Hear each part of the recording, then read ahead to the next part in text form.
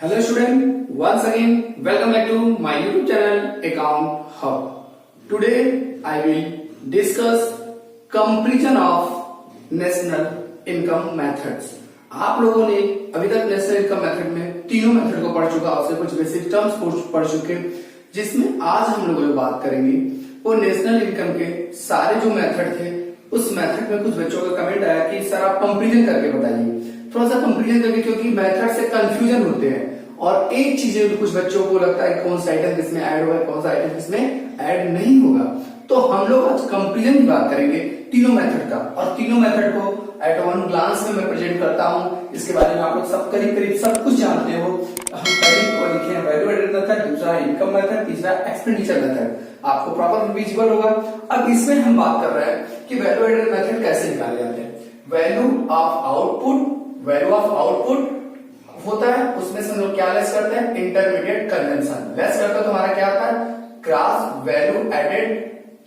Value addition at a market price. और इसमें किस पे आएगा बेटा, मार्केट प्राइस पे आएगा, और किसका, इच सेक्टर पे आएगा। सेक्टर मींस 3, प्राइमरी, सेकेंडरी और टर्शियरी सेक्टर, तीनों सेक्टरों से हमारा gross value added at a market price आएगा। फिर इन तीनों को हम लोग क्या करेंगे, समीशन ऑफ, यहां बोल सकते हैं sum of gross value added at a market price, तो हमारा क्या आ जाएगा, GDP means gross domestic product at a market price आएगा। जब हम लोग तीनों सेक्टर के वैल्यू एडेड को ऐड कर देंगे तो मेरा क्या निकल के आएगा, gross domestic product at a market price पे आएगा। और मार्केट प्राइस पे ही आता है क्योंकि आपने वैल्यू ऑफ आउटपुट लिया। वैल्यू ऑफ आउटपुट कैसे निकाला जाता है इसके बारे में फिर से मैं आपको हल्का सा बताऊंगा। आप लोग जानते हो कि वैल्यू ऑफ आउटपुट जो होता है, मैं बता ही देता हूं आपको, लगे हाथ यही बता के चलता हूं कि जो वैल्यू ऑफ आउटपुट होता है, वैल्यू ऑफ आउटपुट वो कैसे निकलता है आप जानते हो, self plus self consumption plus addition to stock. अब देखो बेटा, सेल का मतलब क्या होता है कि जो आपने बेच दिया। अब सेल कितने प्रकार के करते हो आप जानते हो, 2 प्रकार से सेल करते हो। आप 2 जगह सेल करोगे, अगर विद इन कंट्री करोगे तो उसको हम लोग बोलेंगे डोमेस्टिक सेल का नाम देते हैं। अगर हम लोग विद इन कंट्री न करके हम लोग क्या करें, बियॉन्ड द कंट्री करेंगे, उसको हम लोग किसका नाम देते हैं, एक्सपोर्ट। और दोनों कंडीशंस में आपकी वैल्यू क्या हुई, इंक्रीज हुई, आपने सेल किया। कंट्री में गुड्स बेचो या कंट्री के बाहर बेचो, दोनों कंडीशन में आपने क्या किया, सेल किया। तो अब डोमेस्टिक सेल और एक्सपोर्ट दोनों को हम लोग क्या करेंगे बेटा, ऐड करेंगे।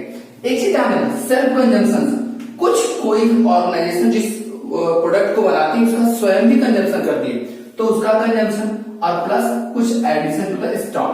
एडिशन टू द स्टॉक का मतलब क्या हो जाएगा बेटा, क्लोजिंग स्टॉक प्लस यहाँ पे ओपनिंग स्टॉक। मीन्स की पिछली बार जो हमारा क्लोजिंग स्टॉक मतलब जो करंट ईयर की क्लोजिंग स्टॉक की बात करते हैं, करंट ईयर क्लोजिंग स्टॉक का इन द सेंस क्या है, तो इस साल के अंत में, अकाउंटिंग ईयर के अंत में जो बचा हुआ स्टॉक होगा, आप लोग बोल सकते हो जैसे 90-20 अगर ले लो, 90-20, तो जो 31 मार्च 2020 को स्टॉक बचा होगा वो सपोज करो कितना है, 10,000। और जो हमारा 1 अप्रैल 2019 को स्टॉक था वो मेरा कितना था, 5,000। अब इन दोनों के बीच में कितना एडिशन होगा, एडिशन तक कितना स्टॉक इंक्रीज होगा, कभी प्लस में भी जाता है कभी माइनस में जाता है। तो यहाँ कितना स्टॉक इंक्रीज हो गया, 5,000। मीन्स उसका आपने क्या किया, बनाया तो उसको कंजम्पशन, इसलिए उसको भी स्टॉक को ऑलवेज हम लोग कन्वर्ट कर देते हैं नेशनल इनकम कैलकुलेट करते समय। क्यों करते हैं इसके बारे में छोटी छोटी वीडियो आगे हम बनाएंगे, उसके बारे में आप लोग को हम बताएंगे। तो आज अपने बस इतना जानना है कि वैल्यू ऑफ आउटपुट कैसे निकलता है, sale plus self consumption plus addition to stock. और एडिशन कैसे, closing stock minus opening stock. Minus बेटा ये माइनस ओपनिंग स्टॉक होगा। जब हम लोग कर लेंगे जैसे 10,000 माइनस 5 तो कितना, 5,000 बेटा। अब ये डोमेस्टिक सेल 2 प्रकार के होते हैं, विद इन कंट्री करोगे domestic sale, beyond the country करोगे तो एक्सपोर्ट करते हैं। ये आप लोग बढ़िया जानते हो। तो इस सारी चीजें हमें क्या आ जाएगी, किसमें शामिल कर जाएगा, वैल्यू ऑफ आउटपुट आ जाएगा। क्लियर। अब इसके बाद बेटा आप थोड़ा सा पॉइंट पे एक चीजों पे जोर दो, ध्यान से सुनो कि आप लोग जैसे वैल्यू ऑफ आउटपुट निकलेगा, इसी में आप लोग क्या करोगे, क्या चीज? Intermediate conjunction. क्या होता है बेटा? Intermediate conjunction. तो इंटरमीडिएट कंजंक्शन, इंटरमीडिएट कंजंक्शन जो होता है बेटा वो कैसे, वो क्या होता है? परचेज ऑफ रॉ मटेरियल या इंटरमीडिएट गुड्स। अब ये परचेज ऑफ रॉ मटेरियल आप भी खरीद सकते हो दो जगह से, विद इन कंट्री और बियॉन्ड द कंट्री।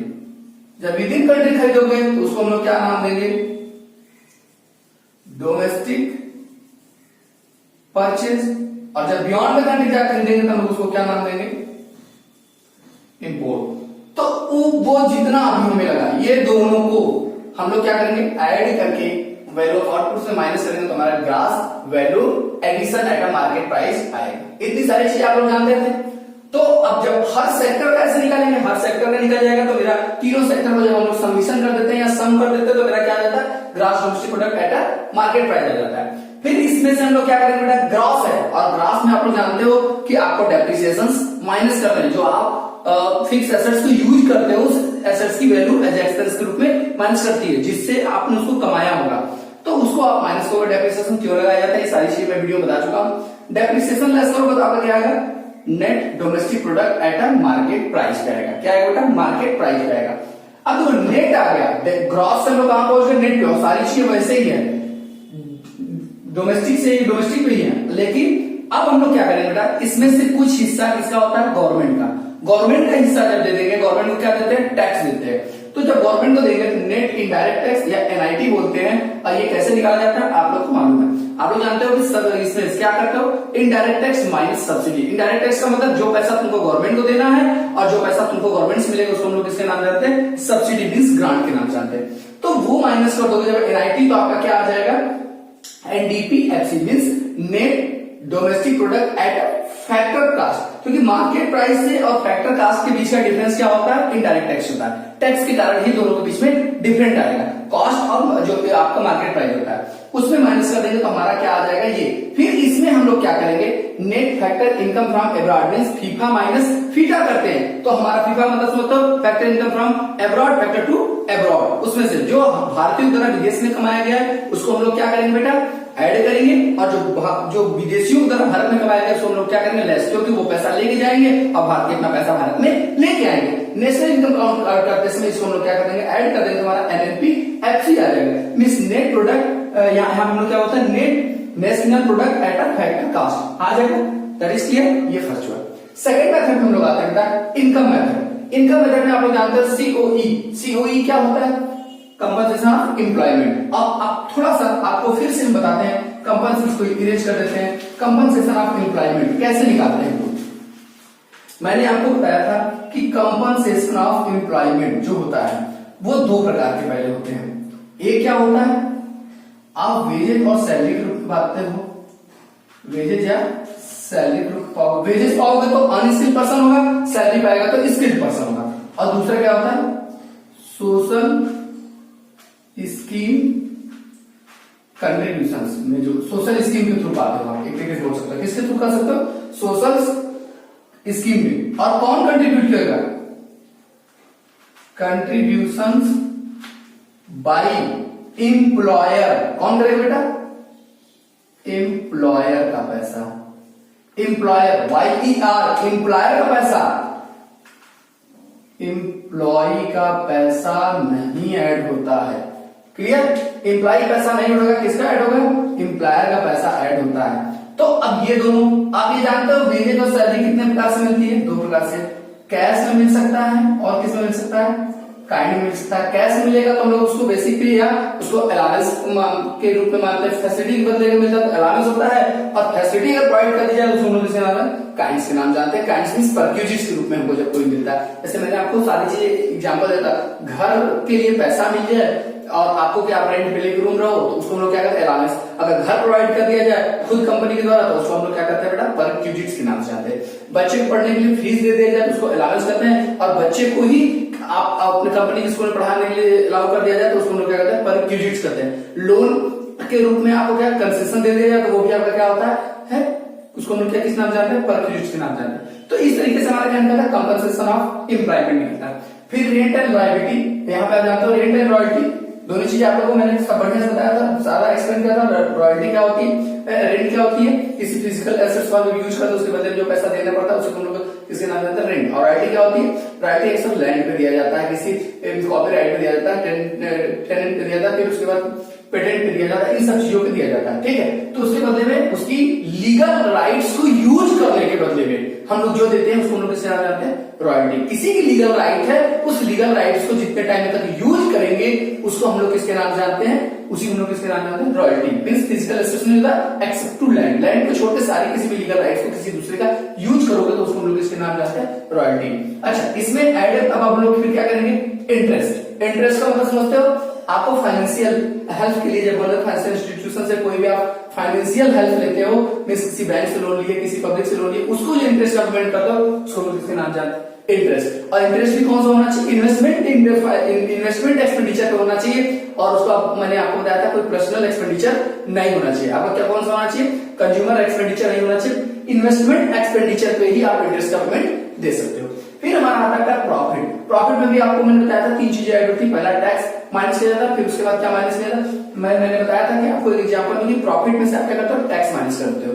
टैक्स के बाद जो पैसा बचता है उसमें से हम लोग क्या करते हैं, कुछ बिजनेस नहीं, बिजनेस को एक्सपेंड करने के लिए, बिजनेस को डेवलप करने के लिए कुछ पैसा उसी बिजनेस में ही छोड़ देते हैं, जिसको हम लोग किसके नाम से, रिजर्व, या उसी को हम लोग अनदर नेम क्या है, रिटेन अर्निंग, या उसी को हम लोग और किसी नाम से जानते हैं, अनडिस्ट्रीब्यूटेड प्रॉफिट के नाम से जानते हैं। तो उसका पैसा हम लोग छोड़ देते हैं। उसके बाद जो पैसा हम लोग निकालते हैं, तो प्रॉफिट का हिस्सा निकालते हैं, तो उसको हम लोग किसके नाम जानते हैं, पार्ट ऑफ कैपिटल। मींस ये 3 चीजों से मिलकर बना। और आपको मैंने बताया था रेंट, इंटरेस्ट और प्रॉफिट को जब हम लोग जोड़ देते हैं तो हम लोग किस नाम से जानते हैं बेटा, ऑपरेटिंग प्रॉफिट। यहाँ ऑपरेटिंग सरप्लस के भी नाम से इसको जानते हैं, ऑपरेटिंग सरप्लस।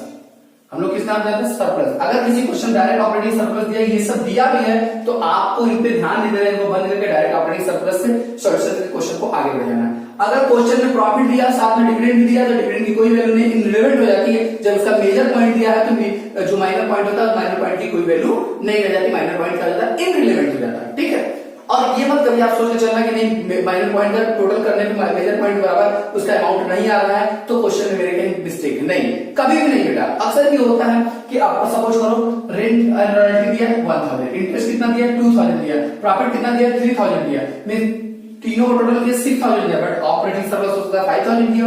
इसका मतलब आप क्या कहोगे, रॉन्ग 6000 लेके चलोगे, नहीं, उस कंडीशन में भी आप ऑपरेटिंग सरप्लस का 5000 लेके चलोगे और सब चीजों को ध्यान नहीं दोगे। बट इसी केस में अगर मान लो ऑपरेटिंग सरप्लस 7000 दिया हो तो उस कंडीशन में भी आप क्या करोगे, उसको वैल्यू को लेके नहीं चलोगे। हो सकता है कुछ आइटम नहीं जोड़े गए, इसलिए ऐसा होता है, डिफरेंशिएट। अब देखो बेटा, हम फिर क्या करते हैं, मिक्स्ड इनकम। मिक्स्ड इनकम मतलब mixed income from the self employment. Means employ अगर अपना कुछ भी बिजनेस से सेल्फ लगाता है, उससे जो इनकम होती है उसी हम लोग किसके नाम से जानते हैं, सेल्फ मिक्स्ड इनकम। इन सबको हम लोग जोड़ देते हैं तो मेरा क्या आ जाता है, net domestic product at a factor cost. अब देखो ये जो net domestic at a factor cost आया, ये हम लोग किसके नाम से जानते हैं, डोमेस्टिक इनकम के नाम से जानते हैं। यहाँ भी हमारा डोमेस्टिक इनकम यही आया था।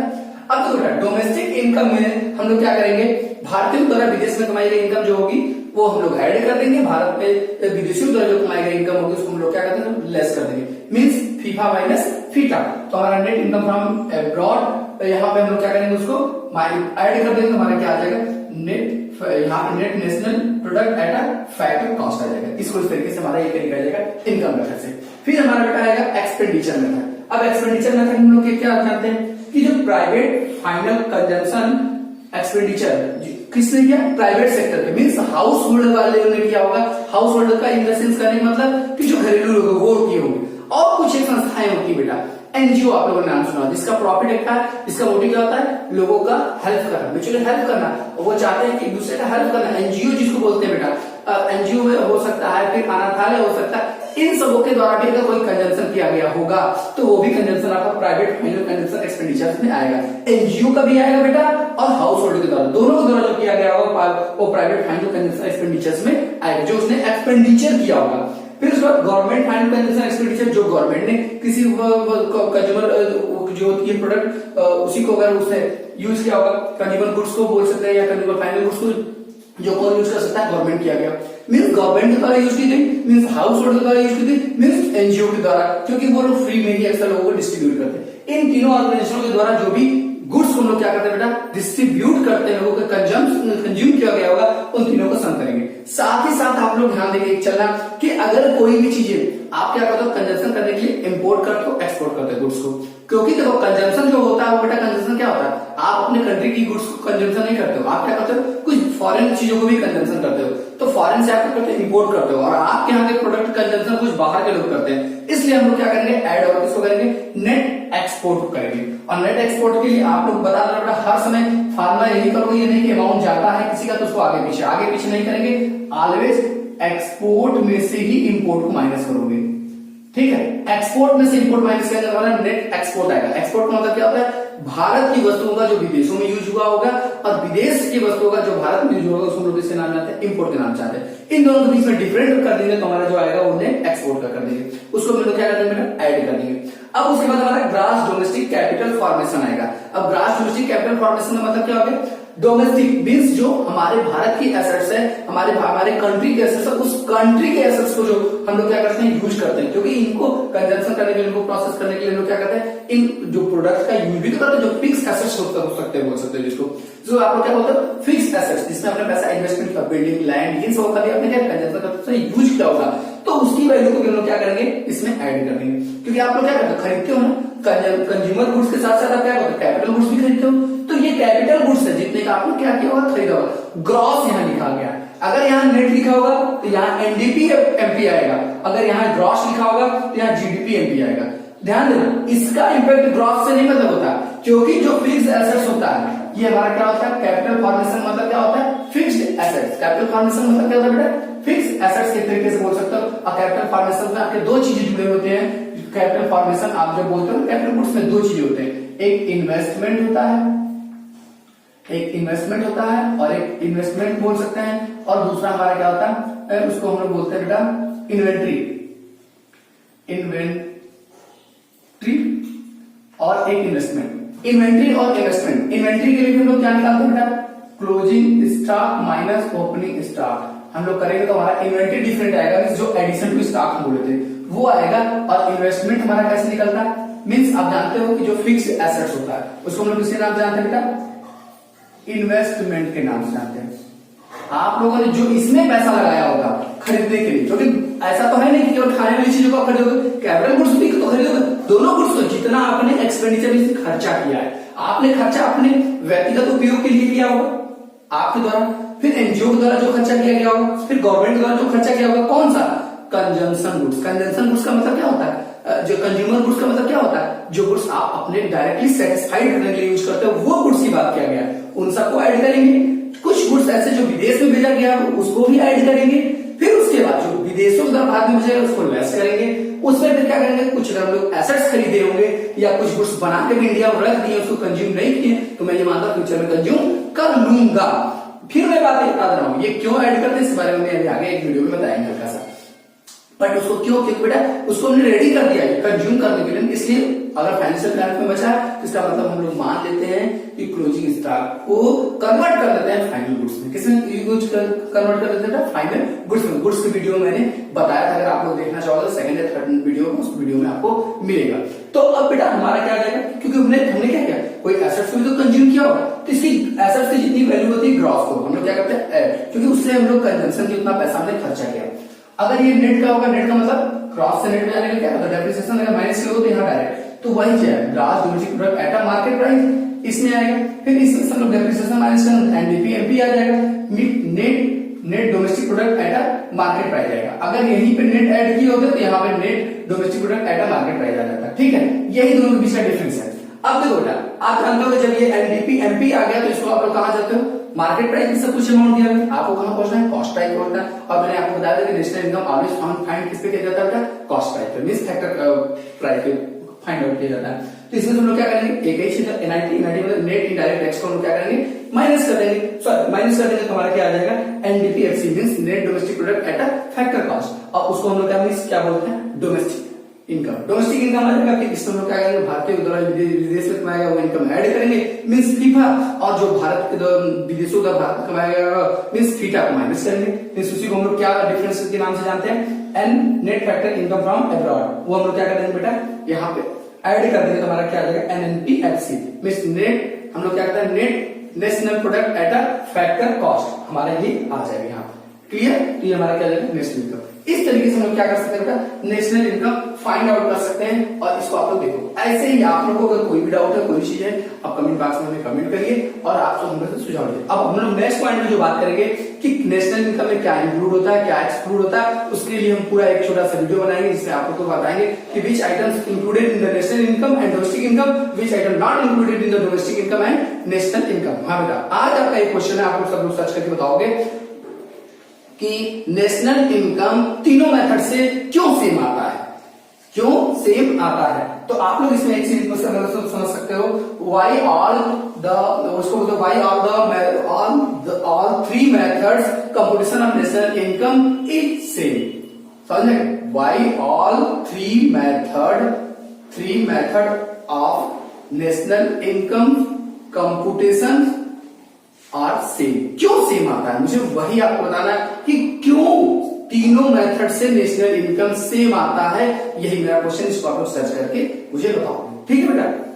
अब देखो, आज आप लोगों ने ये सारी चीजें देखा और ये हो गया। आज से करीब नेशनल इनकम समाप्त हो गया। आपको नेशनल इनकम याद कराने के लिए छोटे छोटे पॉइंट कुछ होंगे, उनके बारे में जो आपको होगा उसके बारे में हम लोग लास्ट वीडियो पढ़ेंगे, उसी के बारे में लोग क्लियर करेंगे। सब कुछ क्लियर है बेटा? ठीक बेटा, तो बस इतना ही बेटा आज के लिए। हम लोग चलते बेटा, बाय बाय।